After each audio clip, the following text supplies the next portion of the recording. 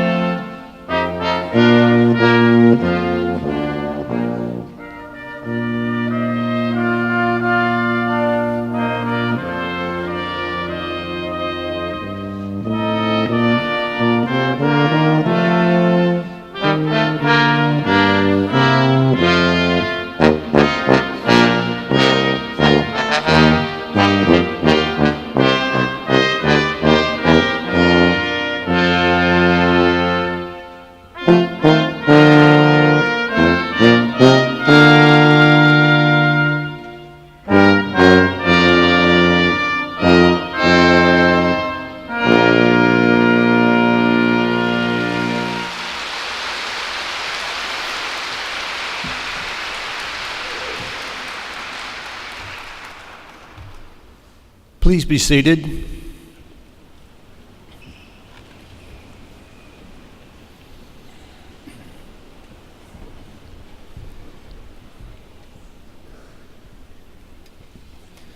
The invocation today will be given by the University Chaplain, Reverend Craig Coker. Reverend Coker.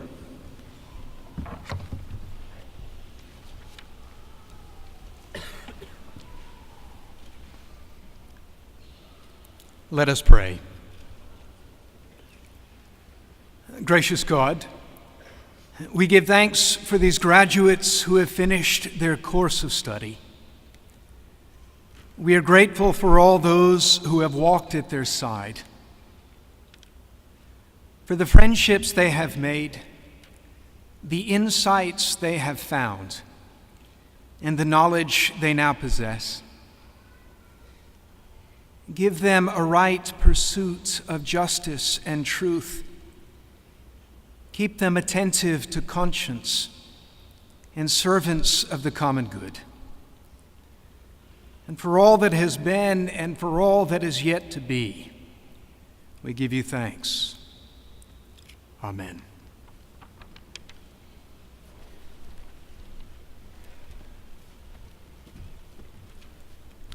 Thank you, Reverend Coker.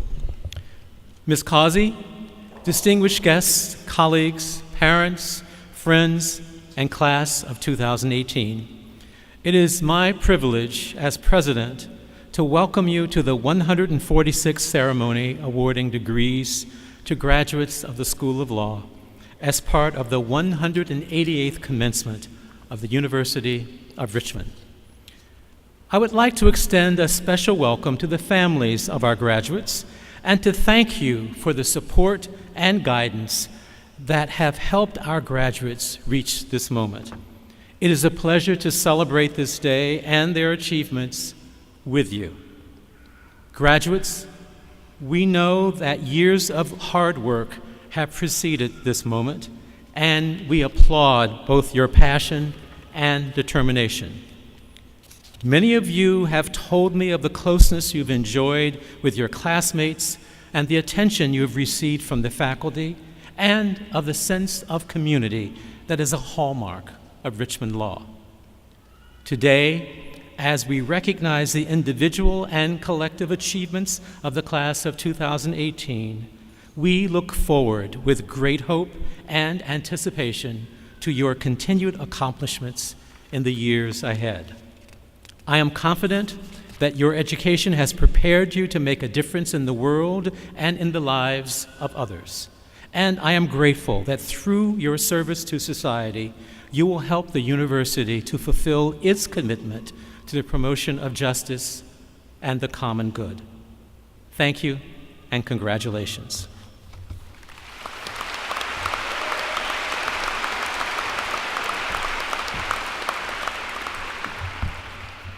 On behalf of the faculty and staff of the law school, I too welcome you to the commencement ceremonies for the class of 2018. We now turn to our first speaker. In keeping with the tradition of active student involvement, we ask the class to select a student to speak to them at their graduation. This year, they've chosen Samantha Cohen. As a student, Sam was a two-term president of the Student Bar Association, a law student advisor, a member of the Veterans and Military Law Association, a member of the Federalist Society, a member of the Jewish Law Students Association, a member of Public Policy and the Common Good Society, and a member of the Richmond Women's Law. Whew. Sam was also a recipient of the Carrico Center Pro Bono Certificate and was selected as a 2018 Bridge to Practice Fellow. It's been a busy 3 years for her, and I'm very proud to present Samantha Cohen.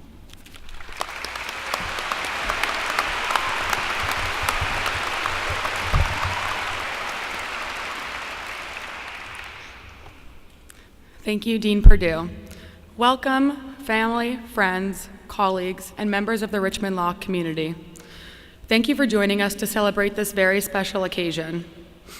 For many of us in the class of 2018, graduating from law school is a lifetime achievement much more than 3 years in the making. Today marks the culmination of a dream we have worked hard to turn into a reality. Today we are awarded our Juris Doctor degree. As Student Bar Association president, I have had the privilege of participating in the law school commencement ceremony for the last 2 years as the mace bearer. Well, third time's a charm, not because I didn't have to carry the mace, but because I finally get a diploma after this graduation. Most of all, I am humbled to speak on behalf of the class of 2018 today. Thank you to my classmates for this tremendous honor. I would like to open with a quote by George Washington. It reads, "All I am, I owe to my mother. I attribute all my success in life to the moral, intellectual, and physical education I received from her." I'd like to recognize all the mothers in the room. Thank you for your unwavering love and support. Happy Mother's Day.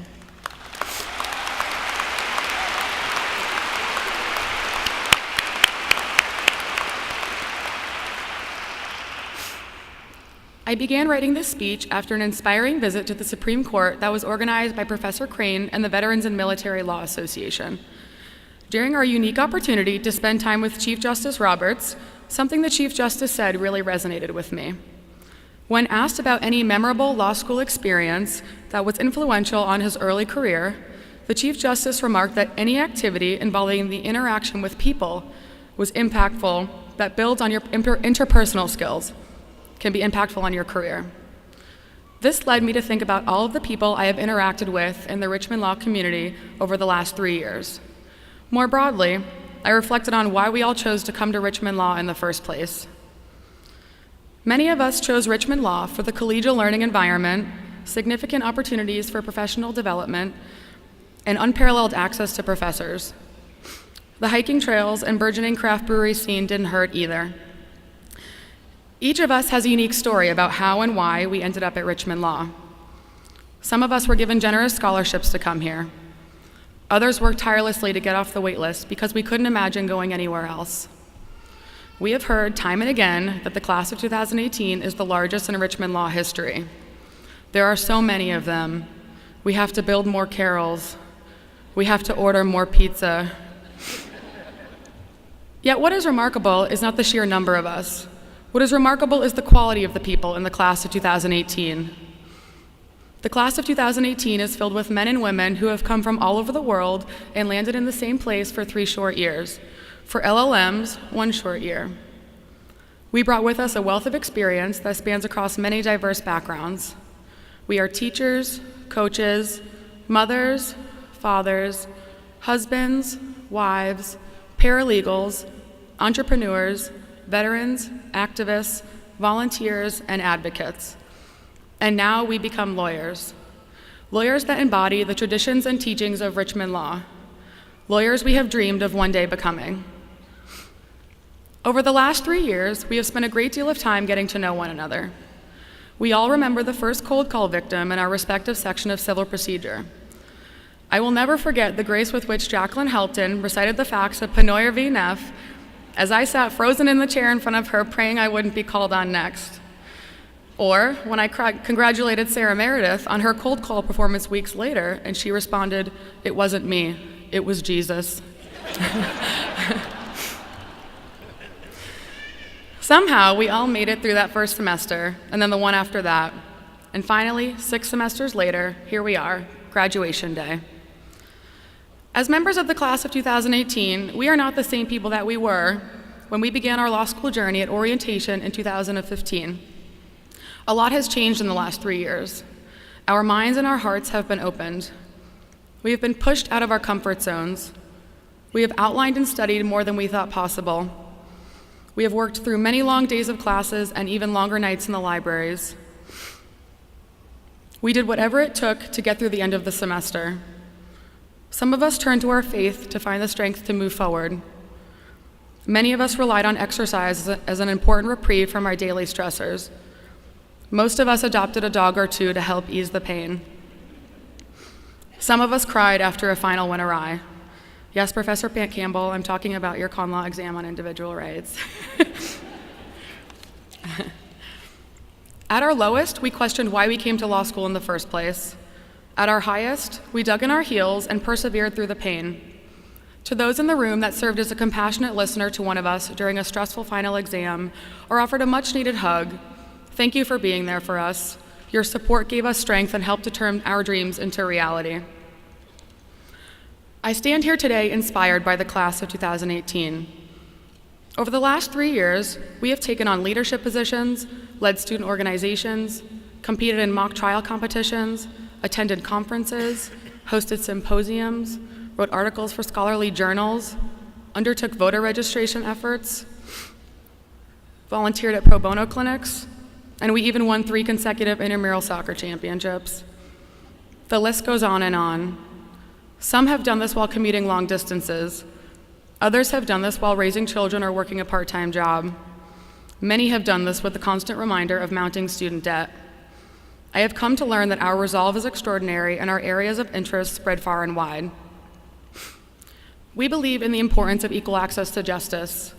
We are committed to criminal justice reform and responsible environmental policymaking. We advocate for human rights as well as animal rights. We believe in equal pay for workers, regardless of gender. We are an energetic electorate who volunteer on political campaigns.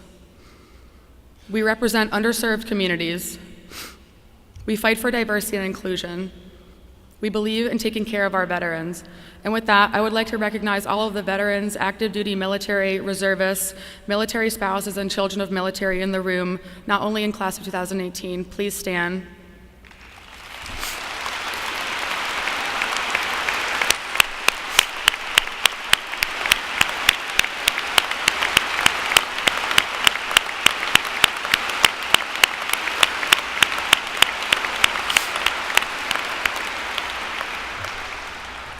Thank you for your service and your sacrifice.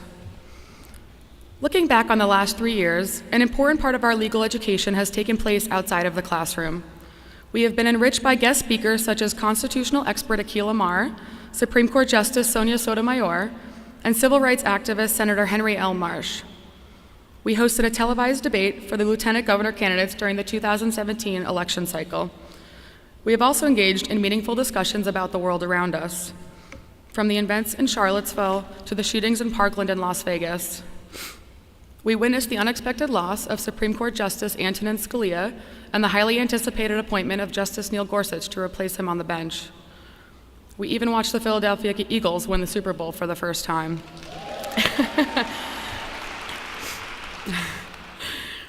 We have reflected on a controversial presidential election, we have participated in marches, and we have asked tough questions about the world around us. A world that is constantly changing, a world that requires us to regularly re-examine our role in society. We have undertaken a great responsibility, the practice of law.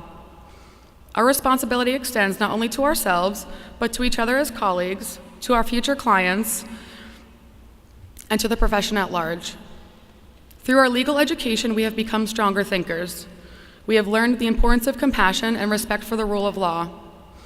And, despite Professor Katropia's best efforts, while I may never fully understand the rule of perpetuities, I will forever have the proverbial reasonable person whispering in my ear. The reality is that our legal education would be impossible without our world-class professors who have molded our minds. To the members of the Richmond Law faculty, thank you. Thank you for challenging us in the classroom and supporting our endeavors outside of the classroom. Thank you for helping us achieve greater levels of success. Thank you for shaping us into the lawyers we have dreamed of becoming. We could not have done this without you. To our families, friends, and loved ones, our hearts are overflowing with gratitude. Thank you for believing in us. I cannot overstate how important your support has been throughout our law school journey. From a young age, we are encouraged to dream big. As a child, one day you may want to be a veterinarian, the next day a professional athlete. And somehow as parents, while you may have questioned our decisions at times, your love never lessened, your support never deviated. And when it came time for us to come to law school, all we wanted to do was make you proud. To all the families in the room, to the spouses who picked up extra shifts to help provide financial support, or spent long hours with kids so your partner can study for a final exam, to the parents who lent an ear to the stressed out law student time and time again, to the grandparent who told us that we could do it no matter what, and to the friend who is only a phone call away. This degree is as much yours as it is ours. Thank you for your love and support. We are forever indebted to you. In closing, I turn to the enlightened words of Benjamin Franklin. The Constitution only gives people the right to pursue happiness. You have to catch it yourself. To my friends in the class of 2018, I hope you find both happiness and success in your futures. The legal profession is brighter with all of you in it. Thank you and congratulations.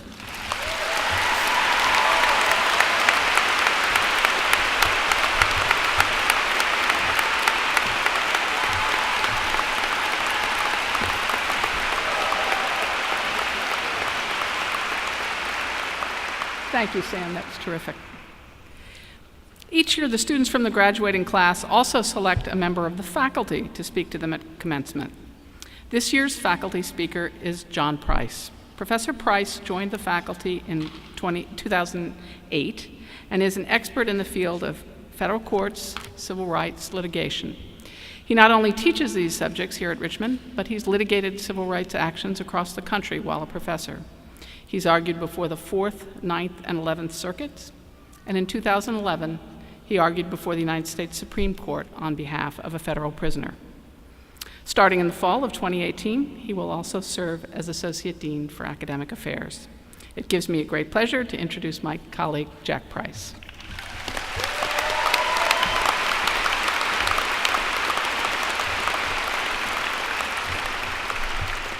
Greetings, class of 2018. To see you all sitting here is truly incredible. Never in a million years did I think you'd make it this far. But you worked hard. You worked so hard during your first and second years of law school. And now you've made it. You deserve a tremendous graduation speech. Unfortunately, it seems I probably should have spent a bit more time preparing. Surely you all know how that feels, right? And you also know the solution, right? If you're not ready for class and you only have a couple minutes to prepare, just get online and grab some answers. So that's what I did. I Googled commencement address this morning, and I have to say, there is so much out there. Vast quantities of truly incredible wisdom, all ready for a cut and paste job. So I got my speech done in no time at all. Here we go. Graduates, follow your heart. Never stop learning. Make a difference. Make fast money flipping houses.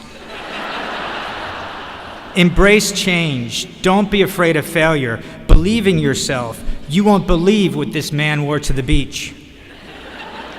The glass is half full. Give back. Give thanks. Live life to the fullest. 10 plastic surgery disasters and number 7 will leave you speechless. Dance like no one is watching. Live like there is no tomorrow. Dream big. It was the biggest inauguration crowd ever. Always tell the truth. Life is a journey, not a destination. The secret of life is that there is no secret. Credit card companies don't want you to know this incredible secret. Save your money, always do your best, never ever give up.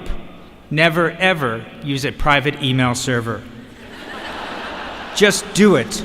Go for it. Just go. Just do. Or be, or eat, or see. Live, give, love, cry, try. 2-for-1 Happy Meal. Run, ride, glide, slide, sing, ring, ding, dong, right, wrong, hooray, hurrah, blah, blah, blah, and blah. Congratulations, class of 2018. Excuse me.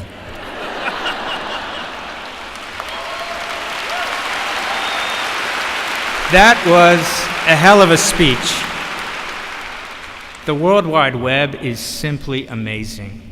What's incredible is the way it takes a huge quantity of information and knits it together into a coherent whole, so that you can see the world for what it really is. And yet, even though I know, and you know, that was an awesome speech, there is something about it that worries me a bit, and that's that it makes very little sense. And that's sort of embarrassing because I'm a teacher, and a fundamental purpose of education is to help others make sense of the world around them.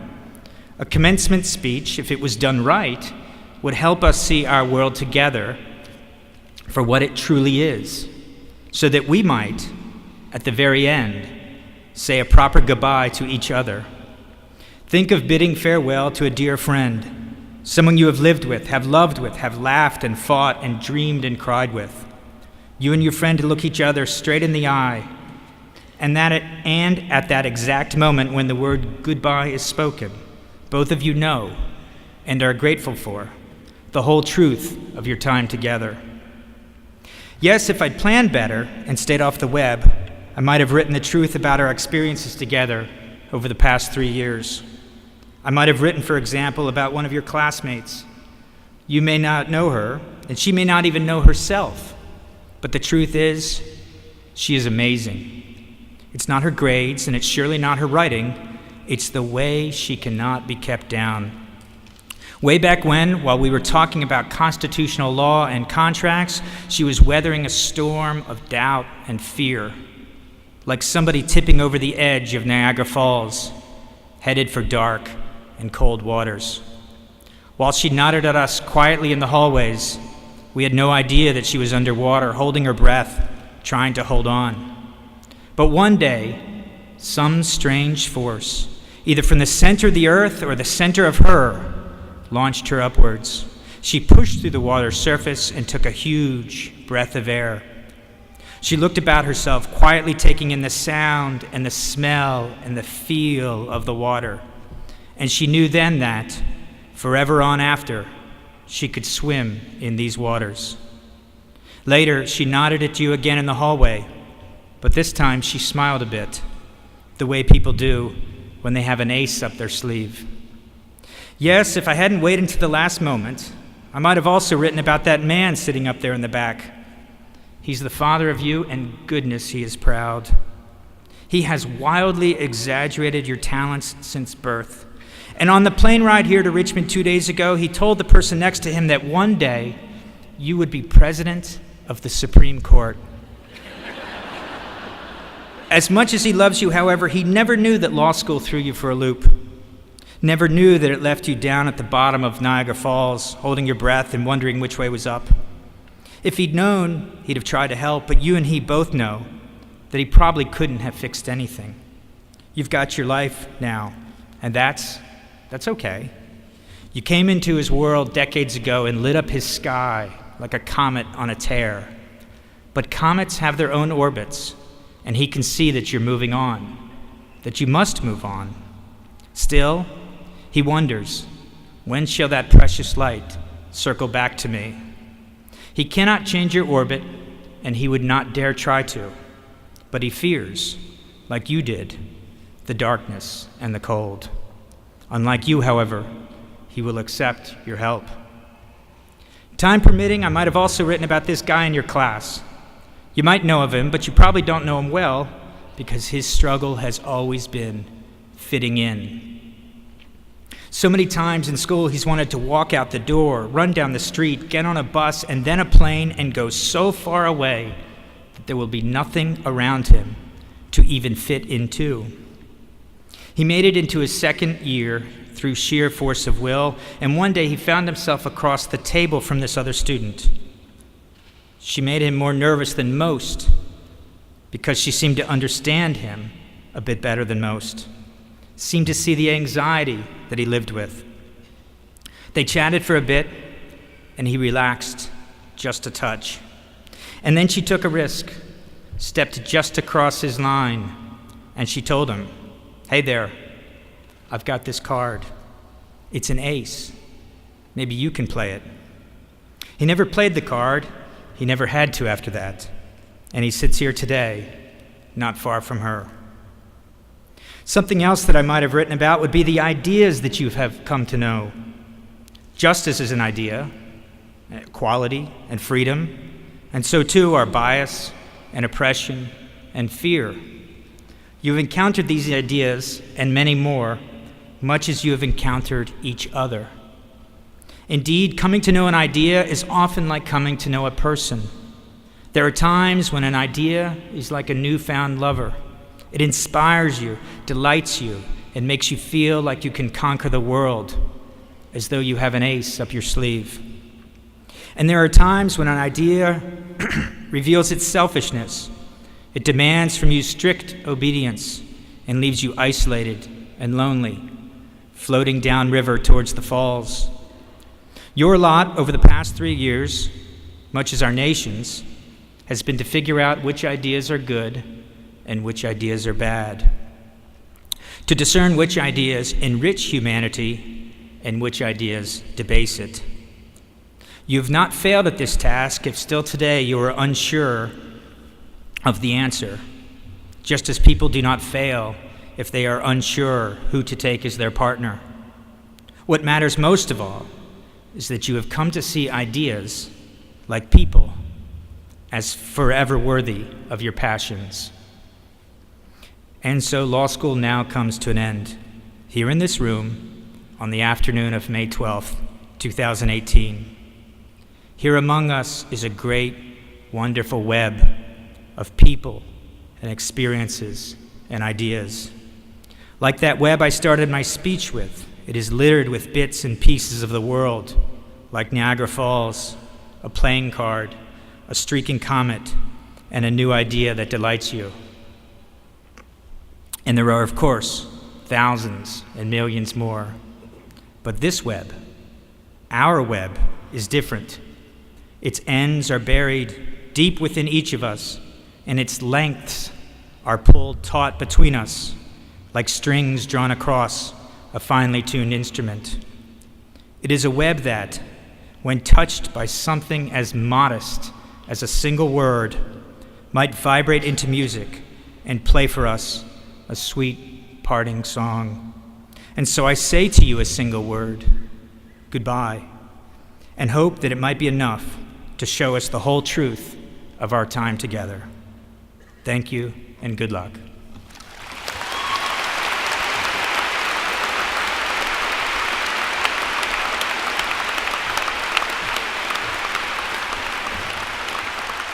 Thank you, Jack, for your insights and your contributions to the law school. Joining us for this happy occasion is the Honorable George Varoutsas of the class of 1970, Chief Judge for the Arlington Juvenile and Domestic Relations District Court, where he served for 20 years. We are proud to call Judge Varoutsas a Spider 2 times over, since he received both his bachelor's degree and his law degree from the University of Richmond. We are grateful to his dedication that he's maintained with the law school since his graduation, having served on both the law school's advisory boards. Please join me in welcoming the Honorable George Varoutsas.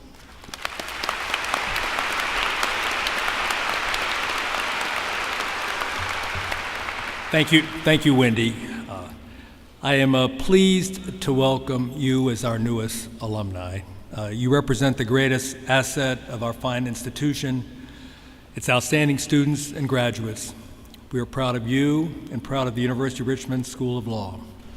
I look forward to meeting each of you as we continue to work together to support our alma mater.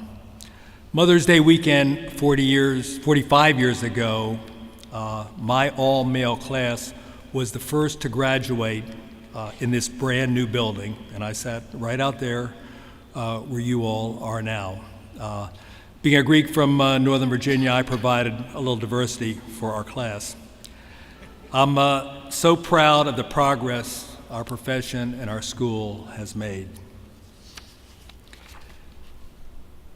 Very happy today to introduce our principal commitment speaker, Doris Henderson Causey. Ms. Causey is the 79th president of the Virginia State Bar. She is the first African American and the first legal aid attorney to hold that office in the bar's 80-year history. She is the managing partner of the Richmond office of Central Virginia Legal Aid Society. Prior to legal aid, she worked in private practice handling criminal, civil, juvenile domestic relations, personal injury, and guardian ad litem cases.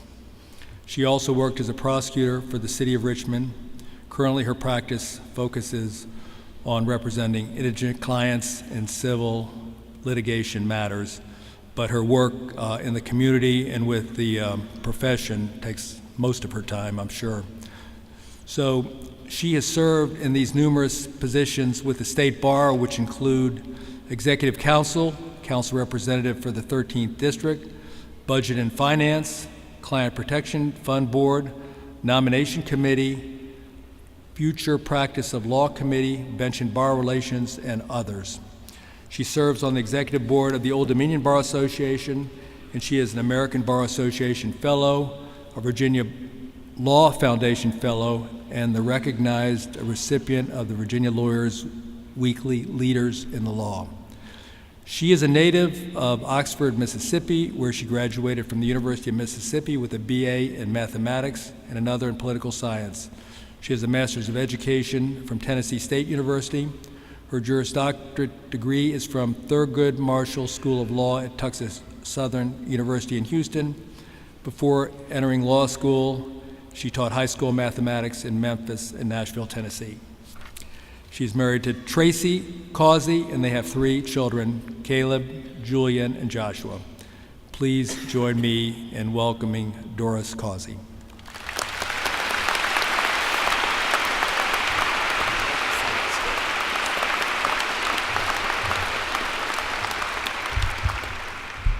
Thank you so much, Judge Varoutsas.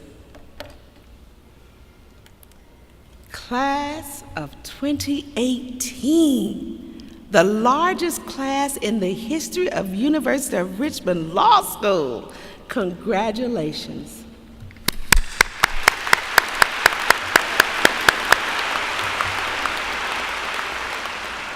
President Crutcher, Provost LeGros, distinguished faculty, proud parents, grandparents, family, friends, who are here to celebrate this enormous moment. I understand, because guess what? I too was in this place at one time. But class of 2018, I thank you so much for selecting me to be your commencement speaker. I still remember perfectly sitting out. Well, actually, I was president of my class, so I sat on the dais. But I remember thinking to myself, sitting there, when is graduation going to be over? I have things to do. I have dinner with my parents. My grandmother's here. I have somewhere to go. I have to pack up. And most of all, I have my new job started in Philadelphia. But guess what? I'm not a mind reader, but I'm pretty certain that you're thinking, Doris, please don't talk too long. I promise I will not talk that long, but I do have a few words to share with you. What is the value of this remarkable education that you have received, or that you're going to receive in a few minutes? It's immeasurable. It's infinite. Lawyers play a vital role in the preservation of society. I will talk about a few things, first as president of the State Bar, as a legal aid lawyer, and also as an African American. As you pass the bar, and I know all of you will, promise, and become sworn in as officers of the court, which is an impressive accomplishment, but when you're sworn in as an officer of the court, it takes on a whole new meaning. It is a huge responsibility. As you heard, I graduated from Thurgood Marshall School of Law, and Thurgood Marshall School of Law had the motto, protect it, improve it, and pass it on. At the time when I was getting ready when I went to school there, I saw it all the time. When I got ready to graduate, I saw it. I had no idea of what it meant. So, and I had the honor of being the president, and I was the president of the State Bar now, and I'm like, I still really need to know what exactly was Thurgood saying when he said, protect it, improve it, and pass it on. Well, guess what? It is because I believe then, and I believe now even more strongly, that each of us must be the change we want to see in the world, especially as lawyers. We have been entrusted by society to make and enforce laws. Therefore, we must look around us and say, what can I do to make the world a better place? How can I be a protector of the law? How can I improve the law and pass it on? I've been asked several times, why do you want to be the VSB president? Why did you choose this? Well, I don't think I chose it. I think it chose me. I'm a firm believer that what God has for me is for me. And the Bible said God knows the plans I have for you in the womb, which again is why I think the legal aid profession chose me. As you heard, I currently work as a legal aid lawyer, assisting low-income citizens obtain some measure of access to justice. I'm in the trenches with similar lawyers across the state and country, trying to make sure that enormous gap in justice is in some way closed. We are the highest paid lawyers in the country. Hey, look at there, I got my reaction. There you go. No, we're not. I just wanted to make sure that you were still with me, that you weren't nodding off. I just wanted to make sure you were here.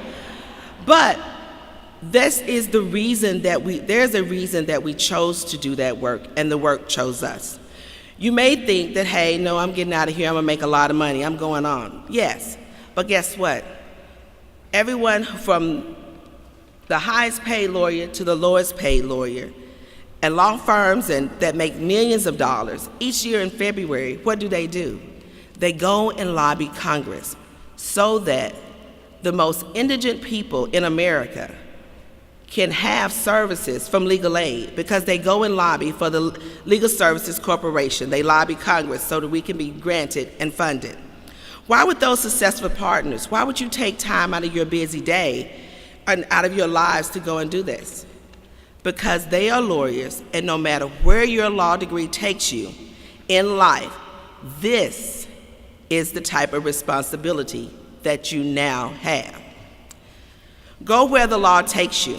Some of you have jobs now in and out of state, and some are frantically looking, going, oh gosh. No worries, you're needed beyond measure. Easy for me to say, right? I have a job. But you have a purpose, and I often think, what if I did not come to Virginia? What if I didn't follow the law? Where would I be? All of you know the quote, Martin Luther King, "Injustice anywhere is a threat to justice everywhere." But it's his second sentence that's most impactful to me. That second sentence, when he continued on, he said that we are caught in an inescapable network of mutuality, tied in a single garment of destiny. Whatever affects one directly affects us all indirectly. Hashtags, Instagram, Facebook, live streaming as we're doing now, are all shaping the law. Now's the time to assist people, to help when the world is so full of hate, and to speak out and up when many are facing injustice. As a little girl growing up in Oxford, Mississippi, I never dreamed that one day I would be the president of the Virginia State Bar, let alone be in Virginia. But here I am today, addressing you at this wonderful and prestigious law school in Richmond. From Mississippi, where Jim Crow laws were at their best, to the state of Virginia, where Brown versus Board of Education was heard, my parents and grandparents would just be in amazement. But believe you me, you can do it, because guess what? God works in mysterious ways. And even though you have a job and you know what you want to do and you're planning to do it, how many of us are not working or do not have, even in the audience, that when you first started out in undergraduate, you're definitely not working in that field now. I have a nephew who went to school in biology. Now he's a regional director of sleep number beds. So go figure. So, how did this journey take me to this place? I really don't know, but I stand on the shoulders of giants. I stand here, the recipient of the hard work of those giants and their dreams. In fact, we here today, we are all the dream. Many of those giants were lawyers that looked around in their community and said, "This isn't right, and it is my job to try and fix it." Many of them, you know, risked their lives, their careers to fight for civil rights, to protest the Vietnam War, to desegregate schools, to battle poverty and injustice, oftentimes in forgotten neighborhoods across the United States. This is still true today with the justice gap. Thus, my one charge for you is to fix it. As you know, you have a right to a lawyer in a criminal case, but if someone freezes your bank account, forces you out of your home, forecloses on your home, locks you out of your apartment, throw all of your stuff away, turn off your utilities, guess what? You do not have a right to an attorney. So the fight to protect it, to improve it, and pass it on continues. The legal profession is amazing, and it is always evolving, and we get the privilege to evolve with it. When I graduated law school, there was no such thing as a Bitcoin. But when I heard about it, I should have invested, but I didn't. But I missed that opportunity. Yes, there was no such thing as a Bitcoin, let alone a cloud. And cyber security? Well, I just learned this week that I need cyber insurance because my cyber security is not good enough. Who knew? But guess what? They're all laws. They're all CLEs that we sit in on today. Class of 2018, you are the largest, and probably will be the largest for a while. But the legal profession is waiting on you. Why?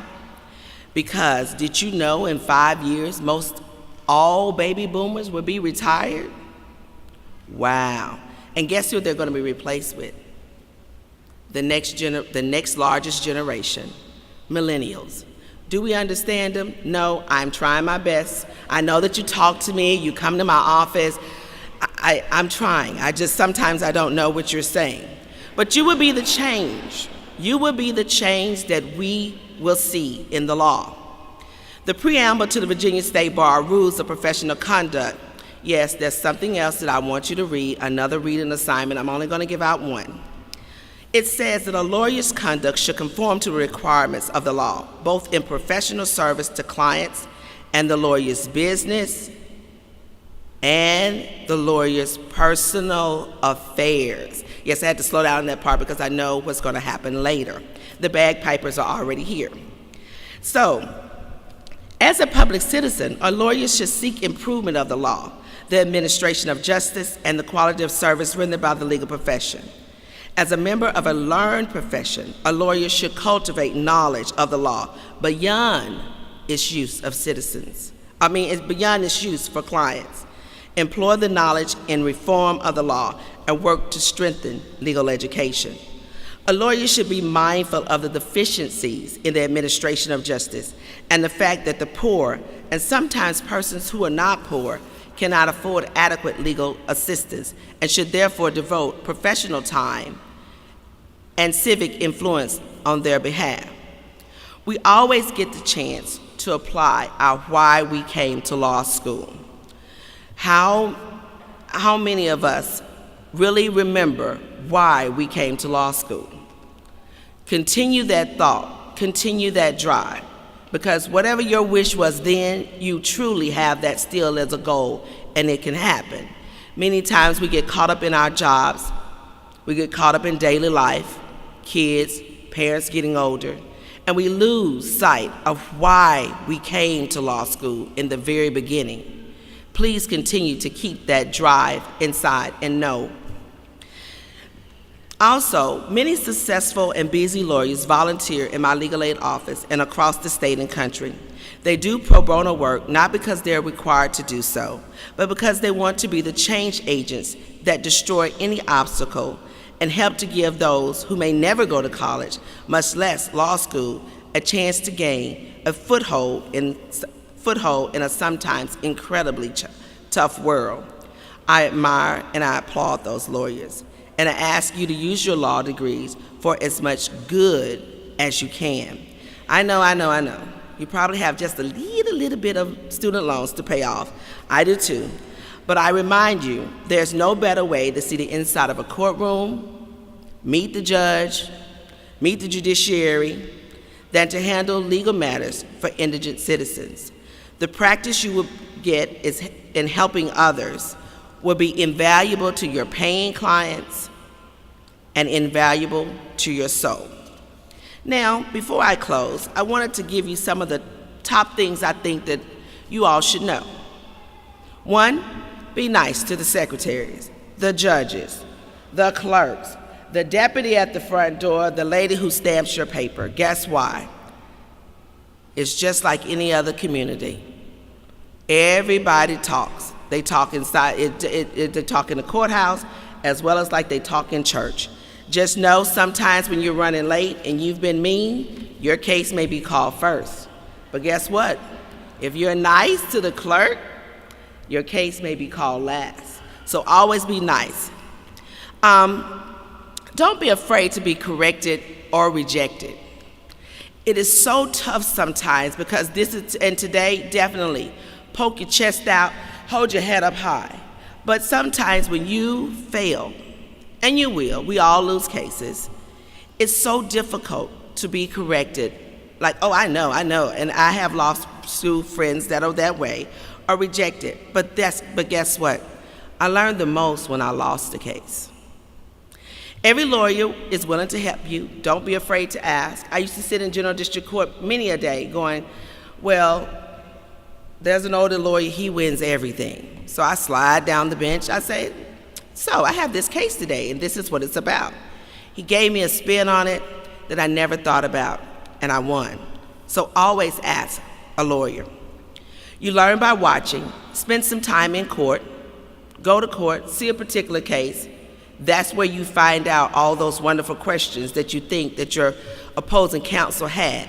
No, when you sit in court and watch, you definitely learn. There's no blueprint. Sorry, I know, disappointing, but that's why it's called the practice of law. Every case is a two-headed monster. I'm going to tell you that now. Guess what? Now you know. There's no blueprint, there's no particular form. We have forms, we have samples, and we have examples, but definitely there's no blueprint. Every case is different.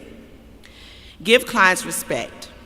Treat everyone the way you would treat your mother or your loved ones here today. and you will be the best lawyer there is. Be diverse and inclusive. Like minds think alike, which is very boring. It is always wonderful to be willing to go outside the box. Find an older lawyer that will share, definitely an older lawyer. No one your age, no one sitting out here with you. Definitely find an older lawyer to be your friend, someone to share the agonies of your defeat and the joys of your victories. Take time for yourself, because everything works better after it's been unplugged for a while. I will close with a quote from Dr. Martin Luther King Jr., who considered becoming a lawyer before a pastor. He said, "Make a career of humanity. Commit yourself to the noble struggle for equal rights. You will make a better person of yourself, a greater nation of your country, and a final world to live in." I could not agree more. Make a career of humanity. You are officers of the court, and more powerful and more influential than you truly realize. Your law degree gives you the ability to change a life, save a child, right or wrong. But overall, every one of you will be helping someone in need. Never forget why you wanted to be a lawyer. Go forth and prosper, but also go forth and do good. I am deeply honored today to call you my newest colleagues in the profession of law. Congratulations on your achievement. You have much work to do. Thank you.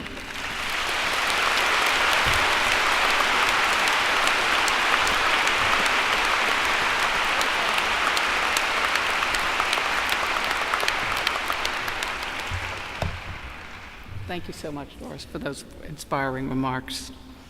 Now I'd like to introduce Associate Dean Jim Gibson, who will present student honors and awards. Jim, where's Jim? There he is.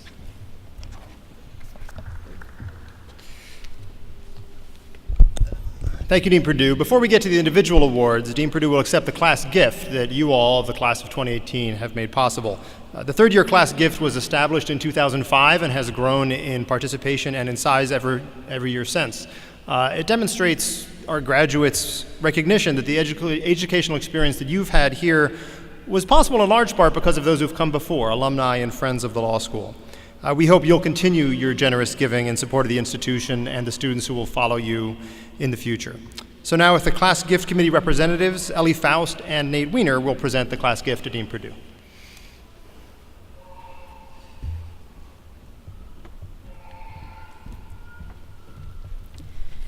As many of you know, the 3L class runs a campaign to raise money for a gift that will support those who come after us. This gift serves as a reminder that we do not undertake our legal education alone. Many alumni and friends of the school contribute each year to help make our education possible. This year, over 50% of the 3L class contributed, giving a total of $2,100. Thank you for your generosity.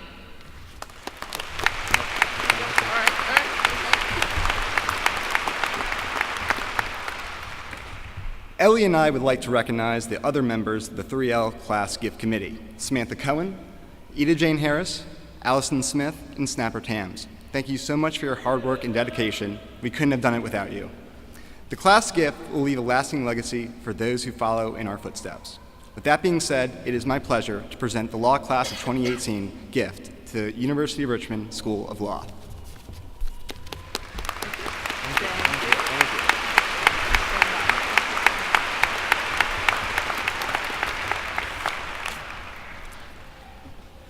Thank you so much. On behalf of all of us at the law school, we thank you not only for the gift, but for your becoming partners in this ongoing enterprise of continuing the outstanding legal education that we offer and making it possible to do it for the next generation.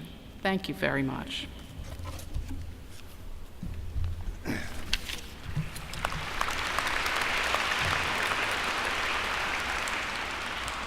So I have the best job of anyone up here today because I don't have to write a speech and I get to hand out awards.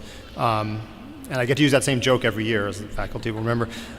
Descriptions of the awards are in your program. We're going to start with this year's recipient of the Virginia Trial Lawyers Association Student Trial Advocate Award. This year's winner is a talented advocate who was on the winning team at the John L. Costello National Mock Trial Competition this spring, and he was also a winner at the 2017 and 2018 Virginia Trial Lawyers Association competition. If Devin Adams would please come to the podium.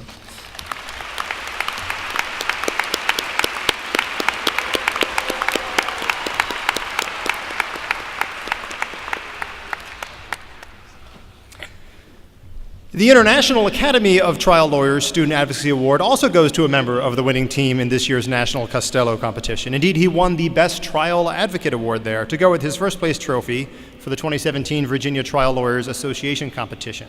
Andre Keels, please come forward.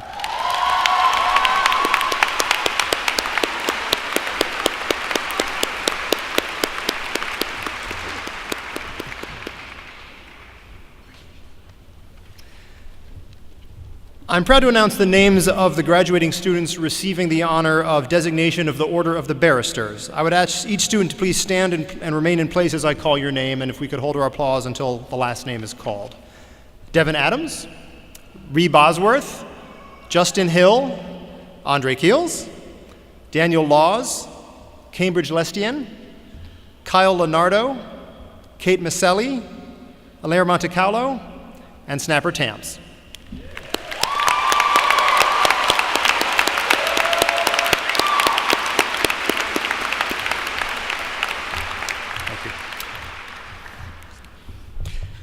The winner of the Family Law Award has shown exceptional talent and devotion to his clients in the Family Law Clinic, and he also co-authored the Virginia Family Law Practice Series with a professor. We look forward to what will clearly be a very successful litigation career from Mark Branca. If Mark could please come up.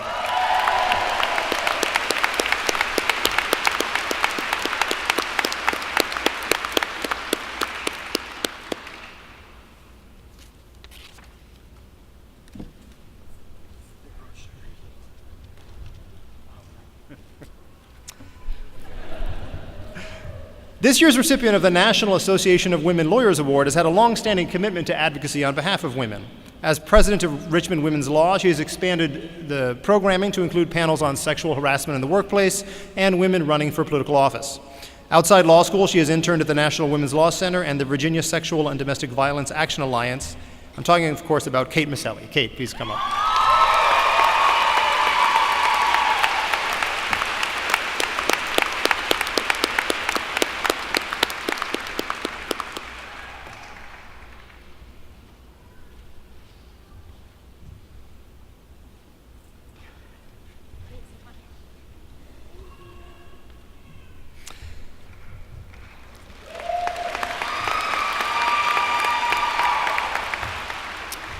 The three winners of the American Bar Association Bureau of National Affairs Award for Excellence in the Field of Intellectual Property have received top marks in their intellectual property coursework and have each earned the IP Institute's Intellectual Property Certificate with distinction.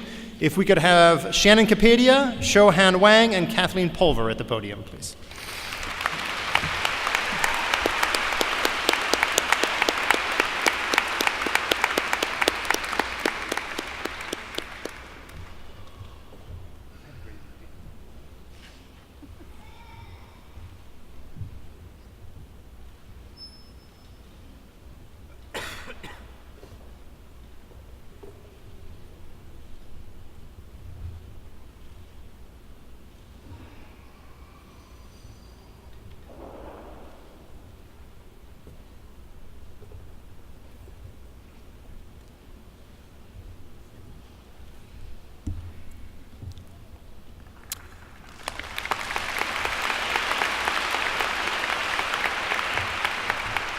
The Osville Jackson Jr. Award for Excellence in Intellectual Property this year goes to a student who not only showed a strong commitment to the field, but who also won this year's Virginia State Bar Intellectual Property Writing Competition. That would be Justin Jorgensen. Justin?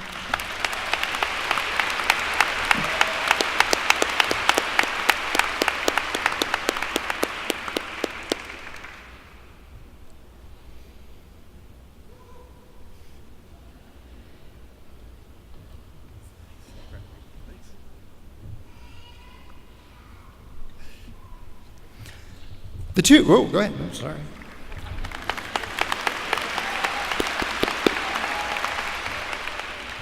Give it up for IP. Okay, The two winners of the American Bar Association Bureau of National Affairs for excellence in the study of labor and employment law have demonstrated superior performance in their labor and employment classes. If Lisa Allen and Meg Long would come to the podium.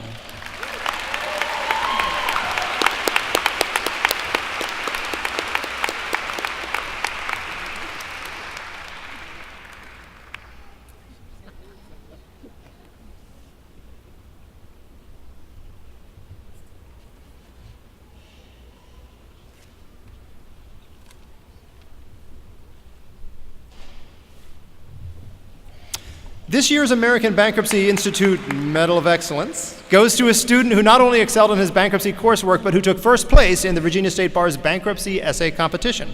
And he'll soon take his place as a clerk for a federal bankruptcy judge. I'm talking about Grayson Orsini. Grayson.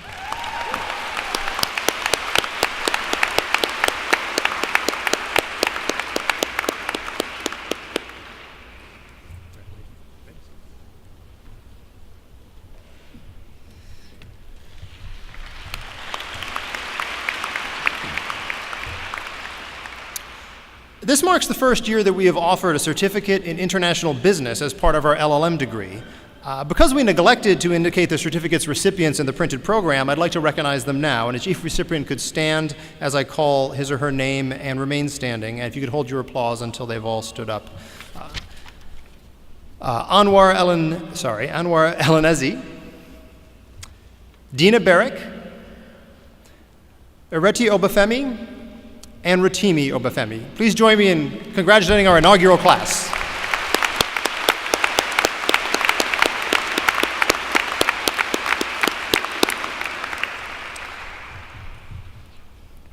This year, the faculty has awarded the T.C. Williams Law School Scholarship Award to 3 students. All 3 are recognized for their scholarship and for their outstanding leadership of our student-run journals. Of course, I'm talking about Emily Blair, Andrew Hemby, and Allison Tinsey. Please come forward.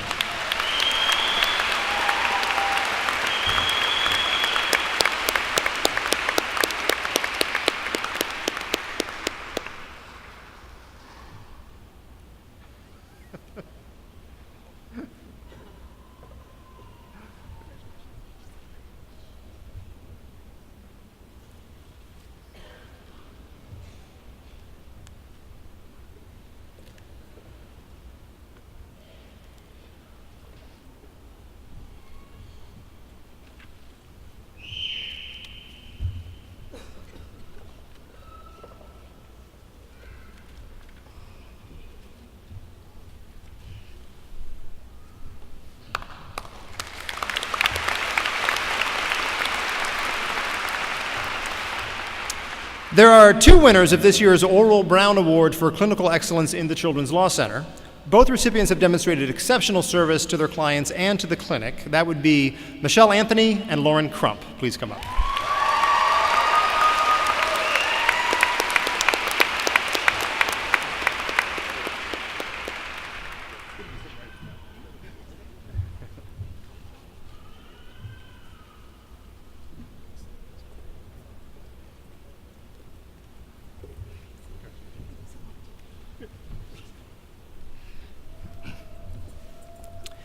The Virginia State Bar Criminal Practice Section Award is presented to a student who has excelled in criminal law studies and demonstrates promise as a criminal law attorney. This year's winner received the top grade in 2 criminal procedure classes, performed outstanding work in internships in 3 Commonwealth Attorney's offices and the Prosecution Project, and published an article on criminal discovery reform in the University of Richmond Law Review. I'm proud to present this year's award to Jennifer Horn.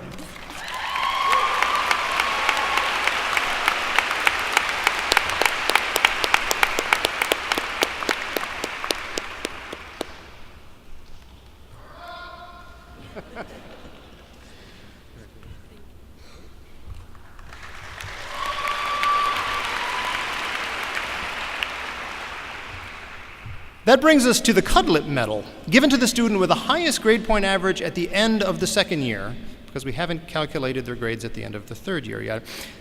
That achievement speaks for itself, I think, and the recipient is Sarah Smick. Please come up.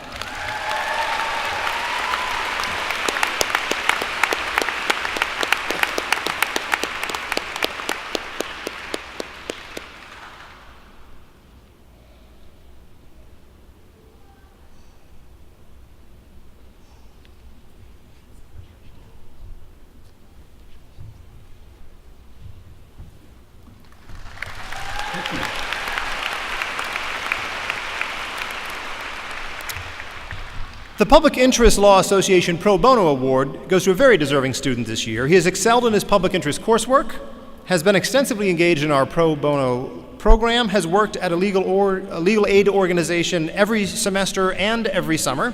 He's also helped the Virginia Poverty Law Center develop a campaign to stabilize manufactured home communities through resident ownership.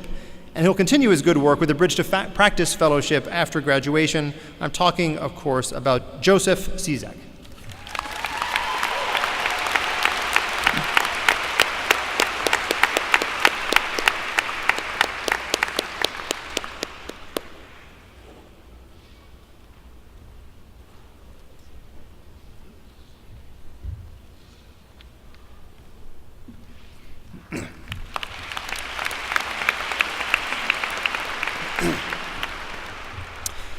The Nina R. Keston Service Award is not given every year, but only when the faculty believe that a student has shown extraordinary contributions to the law school, the community, and the profession.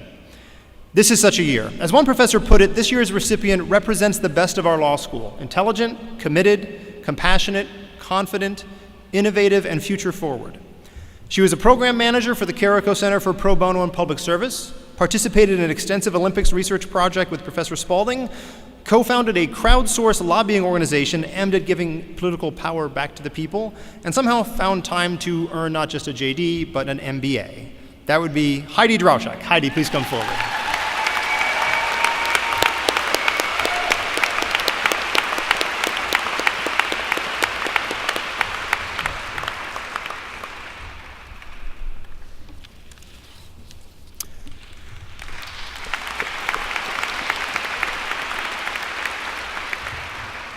Finally, this year's winner of the Charles T. Norman Award for the best all-around graduating student. This student has been a constant force in the law school for the last 3 years. She's at the top of her class. She's been part of the leadership of both the Law Review and the Client Counseling and Negotiation Board. As a first-year student, she co-founded the Public Policy and Common Good Society, a nonpartisan forum through which law students engage in civil discourse on important public policy matters. Outside of law school, she has served as chair of the Governor's Advisory Board on Service and Volunteerism, as chair of the Virginia Service Foundation, and as a member of both the Young Associates Committee of the Virginia Public Access Project and the Young Professionals Committee of Prevent Child Abuse Virginia. She is the Richmond City Chair of the Young Democrats and has volunteered with the Equality Bar Association and Greater Richmond SCAN, Stop Child Abuse Now. I'm exhausted just reading this list. As one of her fellow students put it, honestly, I'm not sure when she finds time to sleep, and I've been impressed by her since the moment I met her. For me, she personifies what it means to be the best all-around student. Liz Burnison, please come up to the podium.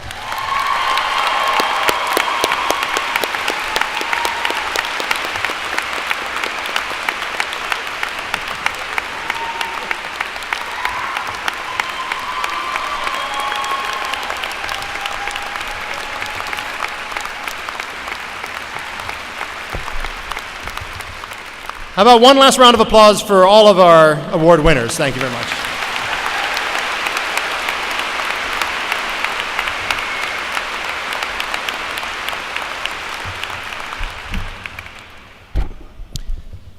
Graduation is a very special occasion because it gives the university an opportunity to recognize those who have completed the requirements of the faculty and who have fulfilled the expectations of the entire university community.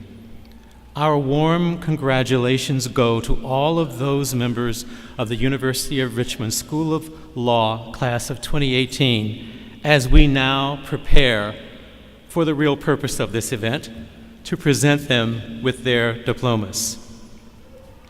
I now call on Provost and Executive Vice President Dr. Jeffrey LeBreau.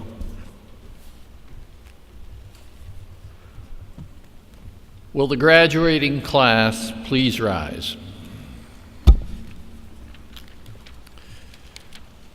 Mr. President, on behalf of the faculty of the University of Richmond School of Law, I have the honor to present these candidates for the degrees of Masters of Laws and Juris Doctor.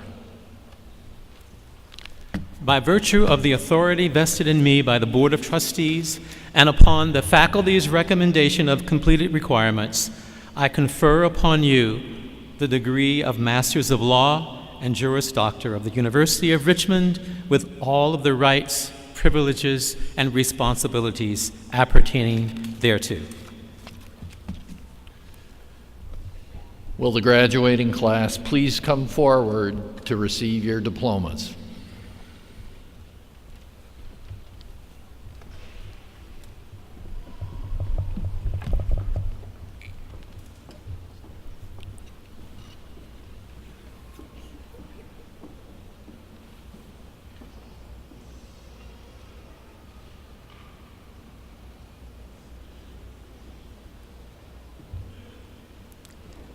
We now recognize the candidates for the Master of Laws degree for May 2018.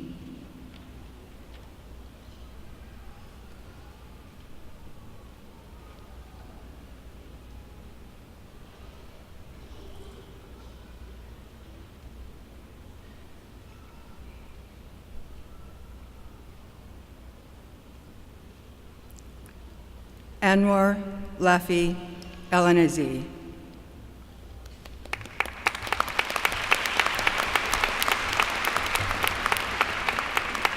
Luis Fernando Bastidas Reyes.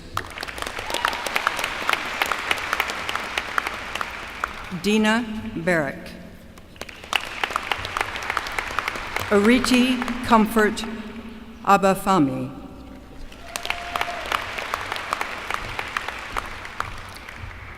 Rotimi Ulusehi Abahafami.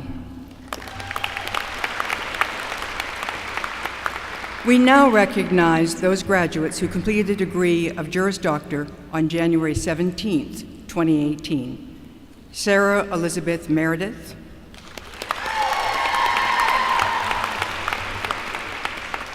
Logan Elizabeth Weiss. We now recognize the candidates for the Juris Doctor degree for May 2018. Anthony Dean Abel, Jr. Devin Michael Adams. Lisa A. Allen. Michelle Taylor Anthony. Michael Brandon Armstead. Jared Logan Ashworth. Hussam Azar. William Brewster Bartow. Eric Sheffield Behringer. Timothy Cameron Benjamin. Lawrence Michael Berman. Samantha Fleming BGO. Emily Gershman Blair. Rhiannon Ray Bosworth. Brandon Bowers.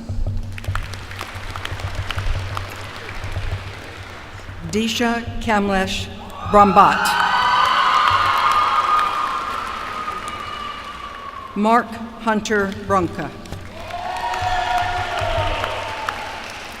Kelly Elizabeth Brandon. Sophia Marie Brasso. Justin Michael Brewster. Elizabeth Childress Bernison. Alexander Enrico Castellano. Austin Ash Chandler. Isabel Virginia Chase Wayner. Shi Cheng. Joseph Henry Cizek. Dylan Thornton Clare.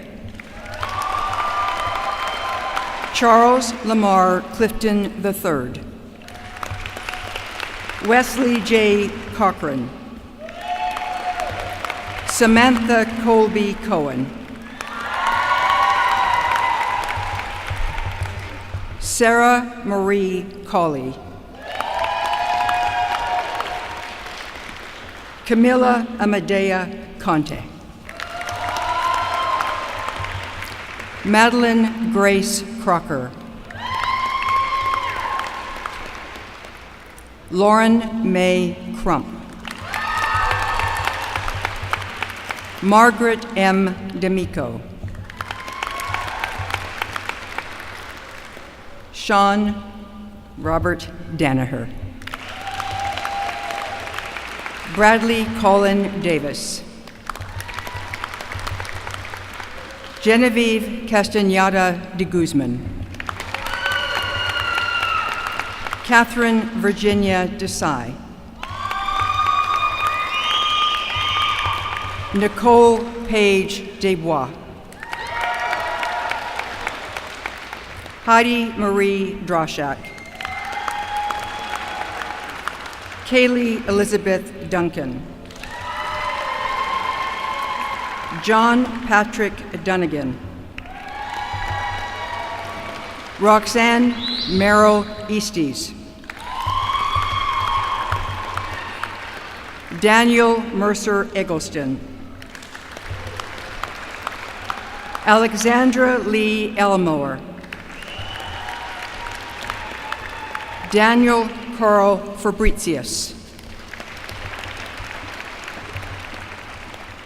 Eleanor Catherine Faust.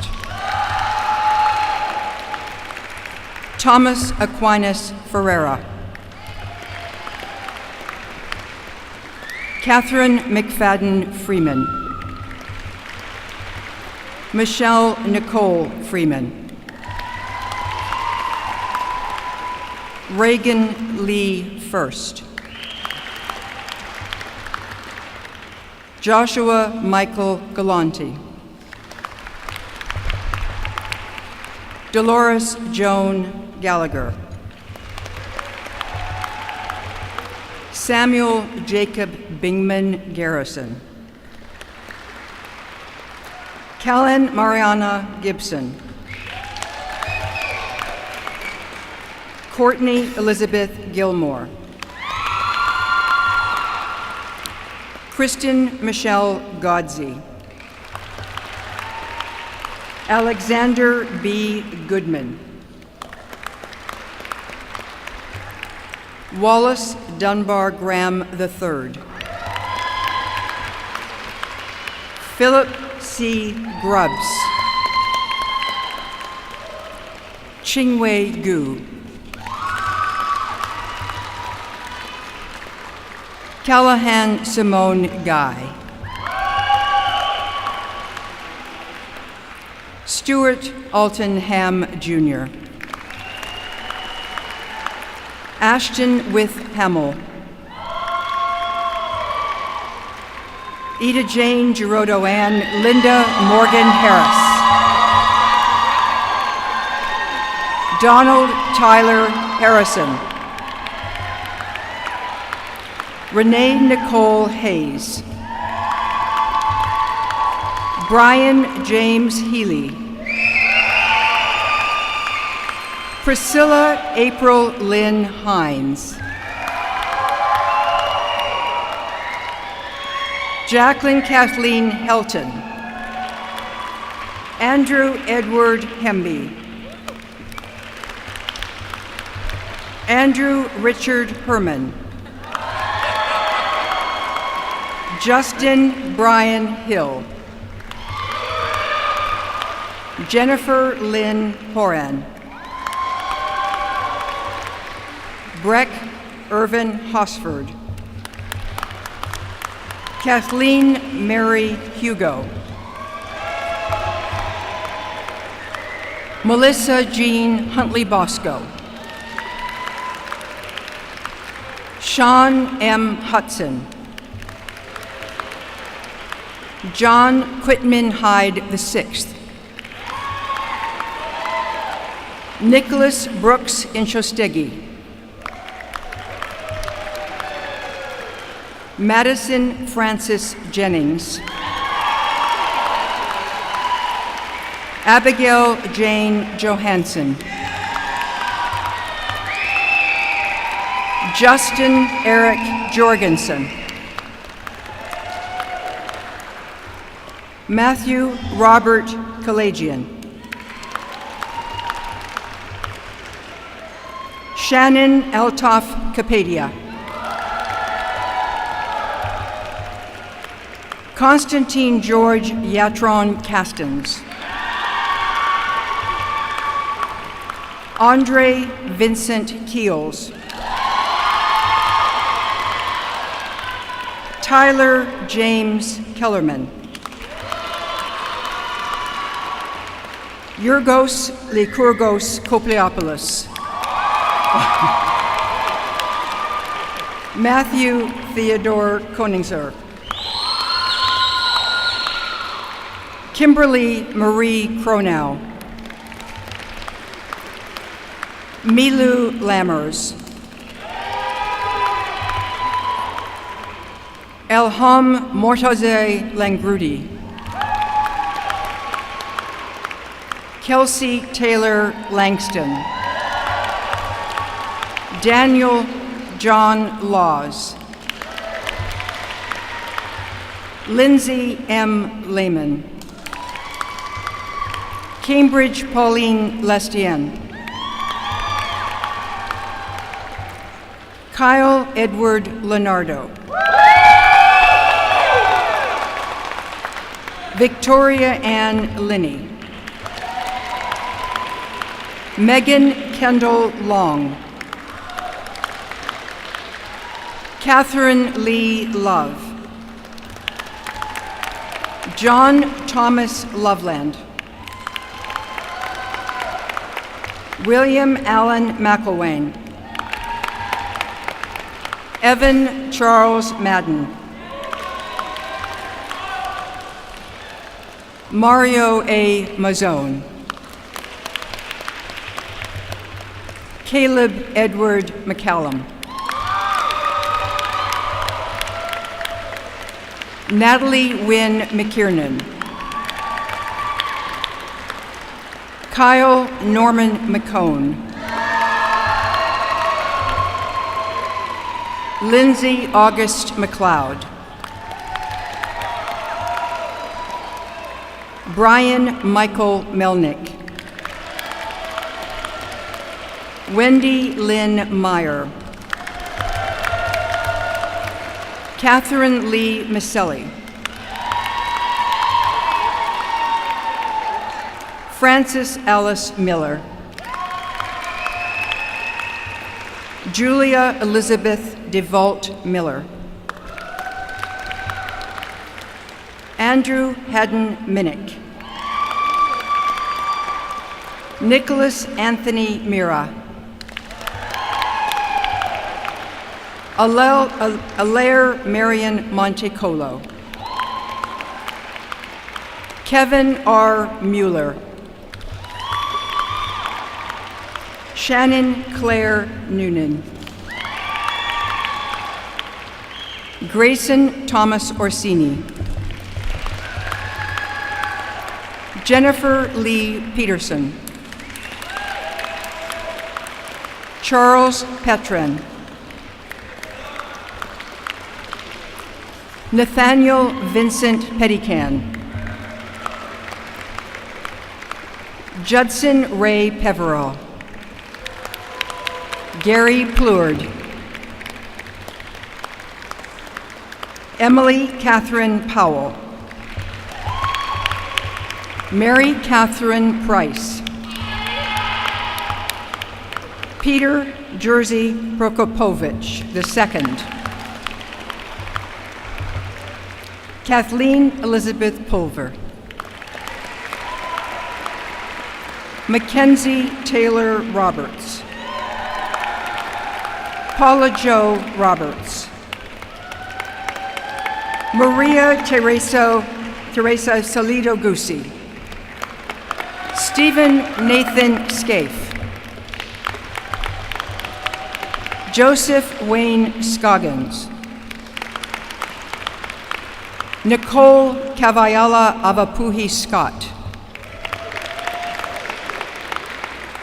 Barbara Anna Selgi, Emily Rose Shepard, J. Andrew Shuniak, Matthew Ryan Simonik, Sarah Beth Smick, Allison Christine Smith, Benjamin R. Smith, Crescent Eleni Sterolakis, Lawrence Edward Steele, Jr., Mario Joseph Strafacci, Bradley Scott Stringfellow, Richard Harold Talbot, Snapper Tams,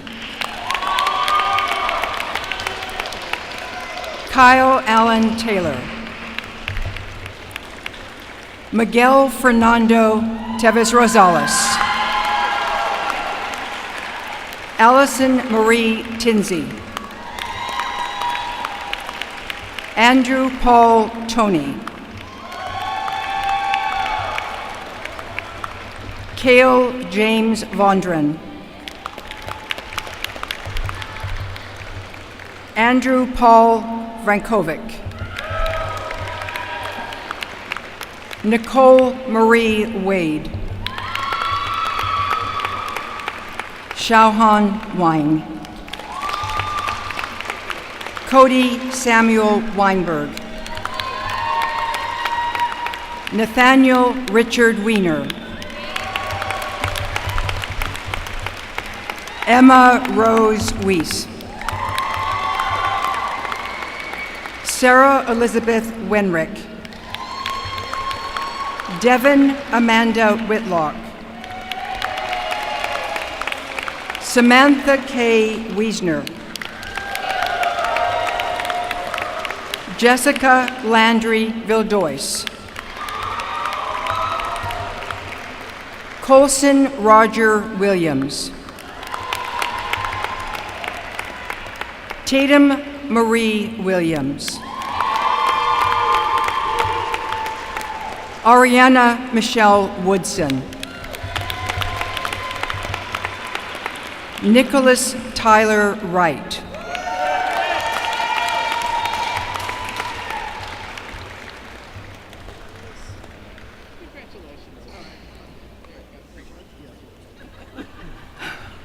Avi Yadav, Victoria Ellen Zicker,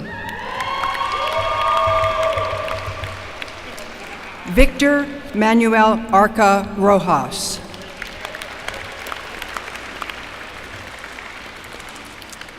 the following candidates are receiving their degrees today from various family members who are alumni of the University of Richmond. Will those persons please join your graduates at this time? Matthew Brenton Arkema, presented by his father, Bruce Arkema, Richmond Law Class of 1979.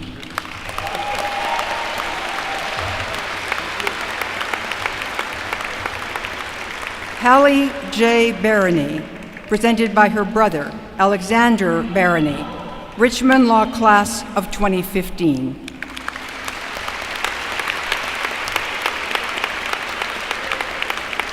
Christopher Joseph Hutton, presented by his father, Ralph Hutton, School of Professional and Continuing Studies, Class of 2010. Ryan Michael Martin, presented by his mother-in-law, Mary Malone, West Hampton College Class of 1983 and Richmond Law Class of 1993. Henry Ulrich Moore, presented by his father, Webb Moore, Richmond Law Class of 1987.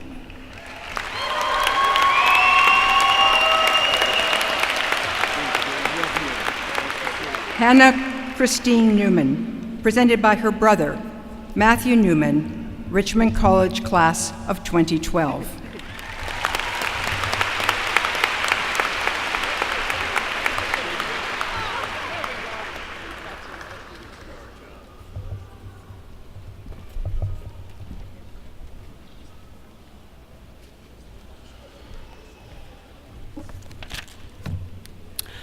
Ladies and gentlemen, please join me in saluting the graduating class of 2018.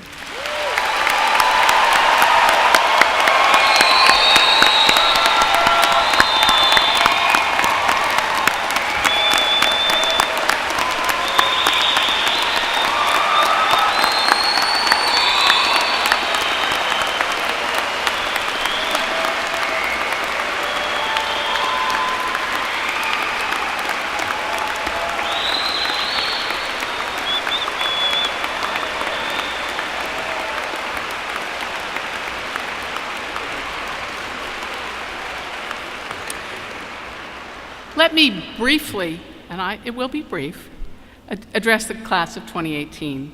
Each of you has worked very hard for this accomplishment, but you did not do so on your own. You stood on the shoulders of parents and grandparents, spouses, siblings, and friends.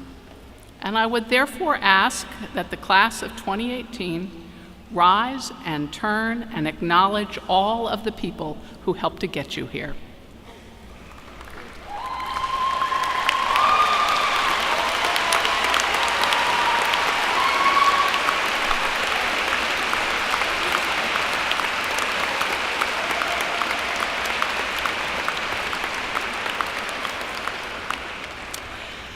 This concludes the graduation ceremony. Will the mace bearer please come and retrieve the mace? Please remain seated for the recessional. Our new graduates will follow the bagpiper to the reception on the Robbins Center Terrace located behind me. Please join your graduates there. Ushers will direct you. Thank you and have a wonderful afternoon.